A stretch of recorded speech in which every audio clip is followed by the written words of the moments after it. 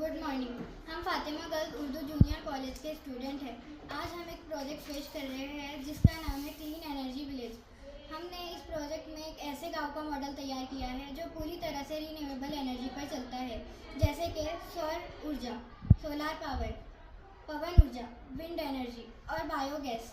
इसका उद्देश्य है गांव को आत्मनिर्भर, स्वच्छ और पर्यावरण के अनुकूल बनाना। यहाँ आप देख सकते हैं कि सबसे पहले सोलार पैनल जो कि सूरज की रोशनी से बिजली तैयार करता है। उसके बाद है विंड टरबाइन जो कि हवा की मदद से ऊर्जा तैयार करता है। उसके बाद है बायोगैस जो कि जानवरों और घरों के कचरे से गैस तैयार करता है, जिसके ज़रिए खाना बनाया जा सकता है और खेतों के लिए खाद तैयार की जा सकती है। अंत में स्मार्ट लाइट जो कि रात के वक्त अपने आप जलती है, सोलार पावर से जलती है। इस मॉडल का मुख्य उद्देश्य ये है कि गांव को आत्मनिर्भर बनाया जाए, प्रदूषण को कम किया जाए और बिजली की बचत की जाए।